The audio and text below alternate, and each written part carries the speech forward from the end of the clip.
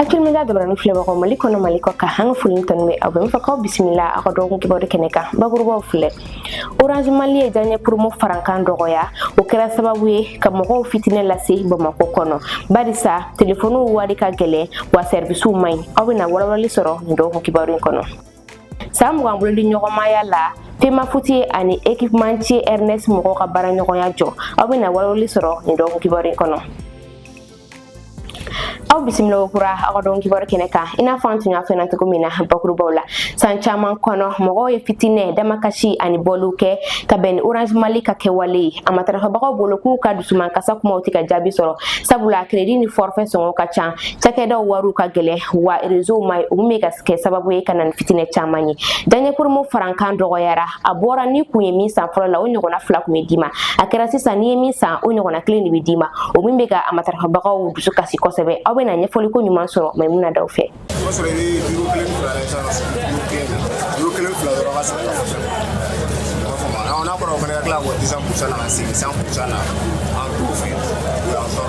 san caman damakasi ani laɲiniw kɔfɛ Orange Mali ka kɛtaw la maa caman de b'a jigiya k'a fɔ ko olu jigi ma fa sabula u kun ye laɲini min kɛ Orange Mali yɔrɔ la o ma bɔ a sira fɛ ka d'a kan u ka fɛn santaw sɔngɔ ka gɛlɛn wa n'i ma baara a baara kuma la a bɛ tigɛ ni k'a bɔ i kun min yɛrɛ juguyara n'a bɛɛ ye o kɛra laban in na diɲɛ promo o la n'i kun ye min san o ɲɔgɔnna 2 kun bɛ fara i kun o yɛlɛmana k'a kɛ n'i ye min san o ɲɔgɔnna 1 bɛ di i ma o kɛra sababu ye ka ŋunuŋunukanw caman lawuli ni maaw bɔra k'u ka dusuman kasa yira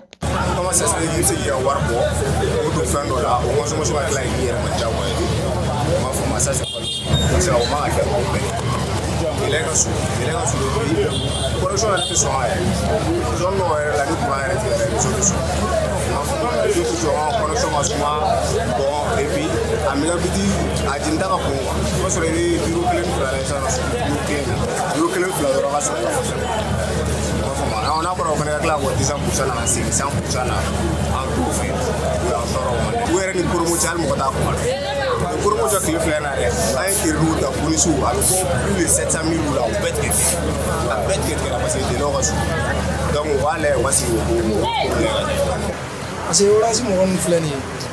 wara dɔrɔn tɛ hali ni forfait ta wagati bila ka cɛ délai mun yɛrɛ bɛ forfait la délai ko yɛrɛ kan ka d'a ma parce que n'a fɔra yɛrɛ y'u ka wari kɛ fɛn na k'a bila la olu bɛ tila tuguni ka délai dɔ d'i ma yanni o délai cɛ i y'a fɛn consommé n'o délai sera o b'a tigɛ o man kan ka kɛ normal bonus ko yɛrɛ ne yɛrɛ tɛ bonus ko jate parce que bonus yɛrɛ san bonus yɛrɛ tɛ fɔlɔ avant kun bɛ bonus di mɔgɔ 100% ou samedi ninnu fɛ a 100% de bonus kɛ 4 jours o y'o bɛɛ jɔ sisan. Bɔlɔlɔsiraw kan maa caman de b'u ka nisɔngoya yira ka kɛ ni nin ko in ye wa u b'a yira k'a fɔ o fɛn min ye Orange ka baarakɛtaw ye k'a tɛ ka bɛn cogo si la ka tila k'a yira k'a fɔ tuguni u ye fɛn caman minnu kɛ tɛmɛnenw na ni o bɛɛ ye bingani ye ka ɲɛsin u ka sannikɛlaw ma. Ne ma entreprise ye ne ma société commerciale ye mun bɛ maliyɛnw manque de respect ka tɛmɛ Orange Mali kan Orange Mali furadama ma malikaw bonya malikaw b'aw bɛɛ lajɛlen fo mana ni aw bɛɛ y'a constaté kɔsɛ na an bɔra an y'a fɔ bɛɛ ko bɛɛ k'i patienter parce que an ka jamana ɲɛmaaso régulateur bonya kama ni yɔrɔ la n b'u fo k'an ka patienter ko yɛlɛma bɛna don ko la mais o bɛɛ n'a ta wallahi Orange tɛ malikaw bonya de la ka kuma in fɔ aw ye a mɛnna a ye nin kolon Orange kɛlen don ka baara min kɛ an m'a yan kɔrɔlen u b'u ka diɲɛ promoni mun kɛ u ka forfait lɔgɔbeleni 200% de tun don tellement k'u tigɛ bɛ jamanadenw na u tigɛ bɛ maliyɛnw na wallahi anw bonya cogo ɲuman billahi anw b'a ɲɛdɔn ni jamana bonya tɛ a bɛɛ ni Ala cɛ Orange Mali a b'anw bonya o 200% lɔgɔbeleni u y'o ta ka bɔ yen k'a kɛ 100% ne y'o fɔ yan minɛ ko Orange tigɛlen don maliyɛn na ka tɛmɛ diɲɛ jɔn bɛɛ kan. Orange Mali n'an y'a faamu b'a la ko diɲɛ promo a y'a yɛrɛ di ka kɛ 100% ye. Vous êtes vraiment libre par rapport à vos options, par rapport à vos offres. Mɔgɔ tɛ se k'aw diyagoya ka promo kɛ. Promo quantité fɛnɛ aw de b'a décider. Mais ne bolo, comme on le dit, les clients est roi. Mais aw ye nin mun kɛ nin ye jɔnmaya de ye ka kɛ Mali consommateur la an ka tiɲɛ fɔ ɲɔgɔn ye. Ni malien bɛna sa, malien fagabaga fɔlɔ a bɛ kɛ Orange. Aujourd'hui seulement je vous prends par votre nom, j'aimerais vous identifier. Le premier ennemi, cherchons pas loin. Ennemi follow mana yanoy. On doit commencer sur les réseaux, c'est vous. Et je vous jure, à un moment donné, il commençait, je me dis, à faire changer les choses, quoi. Au lieu d'Agogo, les racines du baobab, tout ça, c'est nous, les clients. Foutaise seulement. Non, vous nous avez eu. Amitié, quoi. Merci beaucoup.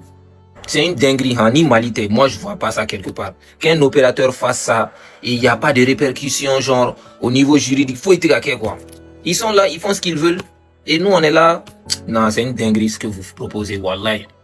Pour ceux qui savent pas, genre, ce matin, moi, je me réveille à mon pote, même, il m'envoie, j'ai plein de messages sur TikTok aussi. Ils me disent, ouais, forfait, dernier promo, ils ont amené à 100%. Or que c'était 200%. En 2026, on est là à se battre pour des choses comme ça, quoi. Des futilités. Parce que ce sont des futilités pour moi. Dans d'autres pays, ils sont là, littéralement, je vous dis, les gars, à chercher la 6G. Pendant que 4G stabilise l'été avec votre réseau, là. Et vous voulez, si vous êtes sûr de vous à moi, que si on commence à énumérer, on n'a qu'à énumérer les performances de votre réseau. Vous pensez que si on commence à énumérer ça là, on va s'en sortir? On va pas s'en sortir. Vous faites comme si vous proposez le meilleur service au monde. Non, c'est parce que vous êtes les seuls. Orange ka sanikela chama ne be uga nisongoya ira. Ka kila ka laɲini dɔw ɲini Orange Mali fɛ. Sabula ni ye crédit san, wagati de b'i bolo, n'o tɛmɛna a bɛ ta ni ka bɔ i kun. Ko ka yɛlɛma don o ko ninnu na, i n'a fɔ a bɛ an dafɛ jamanaw la cogo min na. Vraiment a bɛ digi mɔgɔw la quoi. Digi mɔgɔw la. 100% woni fɛn kan ka délai bɔ a la bis ka do fara forfait fana kan. N'i y'a ta ka jate minɛ 200 giga 200 la o de 1 giga ou bien 2 giga alors que pays dɔw la o ka ca ni an tɔw ye. N'a fɔra mɔgɔ b'i ka wari bɔ ka fɛnɛ tɛ satisfait i yɛrɛ bɛ forfait ta sisan n'i ye forfait 200 la ta pour que i yɛrɛ ka nisɔndiya yɛrɛ f'i ka 400 na. Sewa crédit ani forfait bon tiɲɛ yɛrɛ la an kɔni bɛ crédit ta an kɔni ka nafa de kama mais c'est pas la peine u ka pression fɛnɛ kɔni k'an kan effectivement parce que n'i y'a ta k'a lajɛ bi i bɛ taa sɔrɔ an ka exemple ta an kɛrɛfɛ jamana kan n'i y'a ta k'a lajɛ Orange ka bolofara la i bɛ taa sɔrɔ mɔgɔ caman u bɛ crédit ta i n'a fɔ de tel que Dakar Ivoire ale ni Sénégal en d'affaires jamana ainsi de suite. I bɛ taa sɔrɔ plus généralement n'olu bɛ crédit ta pourcentage la olu ka promo la i bɛ taa sɔrɔ pression t'olu kan sabula parce que munna an fɛ yan e de b'a mɛn i bɛ crédit ta pression b'i kan o banna Orange kɔni ka faamu la bon hali k'a da mugan tigɛ in na a kɔni a t'an tɔɔrɔ mais fɛn min ye u ka se ka yɛlɛma caman don u ka baarakɛ tagabolo la. Waati min na sannikɛlaw bɛ ɲɔgɔn sama la ko ka dɔ bɔ Orange maaw ka crédit ani u ka forfait sɔngɔ na ka tila ka dɔ fara u ka service qualité kan tuguni. Ɲininkali kelen de bɛ na. Yalima Orange Mali bɛna se ka a ka clients ka danaya minɛ fa wa? Walima ni ko in tɔ bɛna juguya ka taa fɛ kalo nataw la wa? Ne pensez pas que ouais, vous êtes trop loin. Non, vous êtes ici. Oh oui, Yanni. Et vous êtes là pour nous. Mais chaque jour vous nous faites chier. mais muna da waso lon ko fe projet Eco di Mali no continue enquête ukum kono association Ziri Namu ni ale nyemaye Mariam Sangare na le la colonie no système la yedon kurala nyenamaya continue au centre psycho-éducatif Willy de Nyamakoro la alam sadun joen kalo klinani samba fla hani mugan woro kun folo temeni ko fe école les merveilles d'Alisla ni wale ko koroma do nindo consortium African Culture Fund and Fond Maya fe ni hakilin tara yasa ka se kanga jamana fe nkoro wira kalanso muganda demsen sifina kaula Abdoulaye Mega bena nyefoli ke awye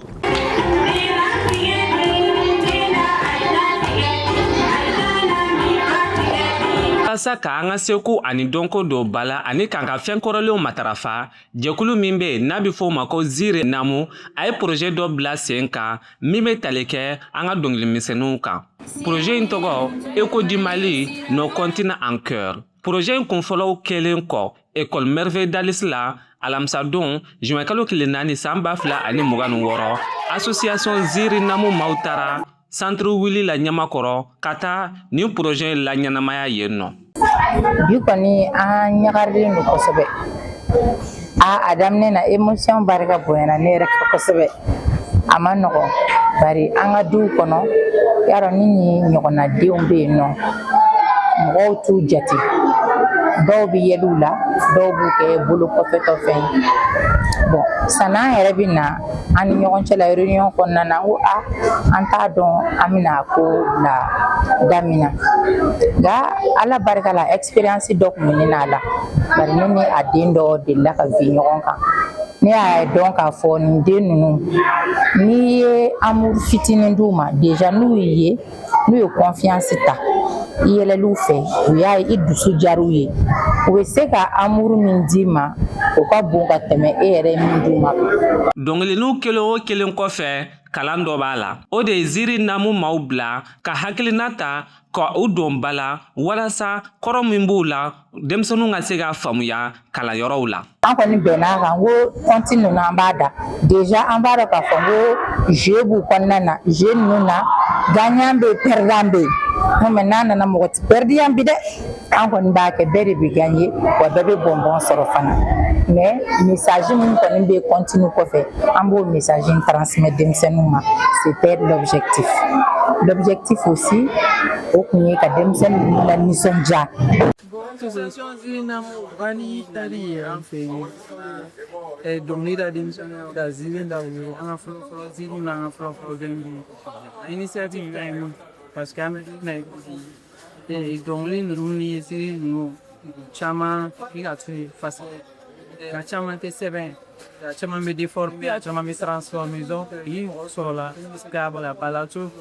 kana da denmisɛnninw yara t'u ye wari la vraiment bien parce que an bɛ nka jɔyɔrɔ bɛɛ dɔnkili ninnu da ni wele k'u ma ko fontaine an b'a caman da kan wɛrɛw la nanzaralaw ye fɛnw denmisɛnninw min faamuya mɛn na ko an yɛrɛ fɛ yen taw ko u t'olu dɔn ou bien an yɛrɛ minnu b'u kalan a tununnen don anw yɛrɛ la donc ni Ziri Namu sera ka kɛ opportunité ka tila ka kɔrɔya tugun.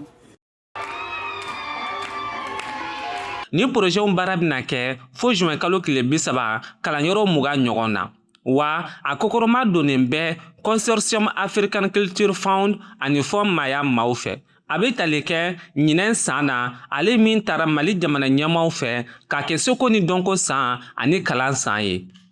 An ye jɛkulu min sigi n'o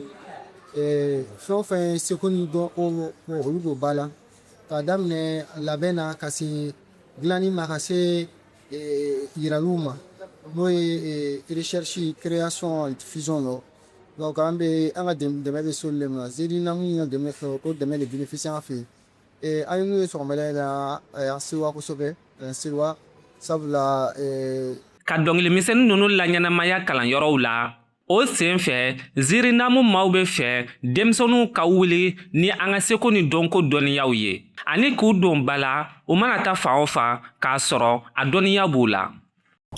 I n'a fɔ an tun y'a fɔ ɲɛna cogo min na bakurubaw la juin kalo tile 3 san 2026 bɛ fédération malienne de football ani équipementier Ernest ka baaraɲɔgɔnya jɔli ko fɔ nin ko in fɔra gafe dɔ kɔnɔ min kɛra juin kalo tile 2 nin hakilina in bɛna kɛ yɛlɛmaba de ye Mali dolanko la ani ka fédération ka taasira kura yira walasa ka faamuyali caman kɛ nin ko in na Baba Sisuma ni ale journaliste sportif ye bɛna lase kɛ aw ye Nana Kadija Kone ka kuma bara la an ka jɛ an k'ale lajɛ. Ayiwa hakilila jiginna fédération malienne de football n'a ka équipementier Ernest kunu araba juin kalo tile 3 an ye fédération malienne ka communiqué dɔ ye ko jɛ banna u ni ɲɔgɔn cɛ Batagi b'a fɔ ko jɛ banna u ka furu sara ko mais ko furu in sara ni bɛnkan ye u fila de bɛnna kan ni tubabu b'a fɔ ma séparation ou bien divorce à l'amiable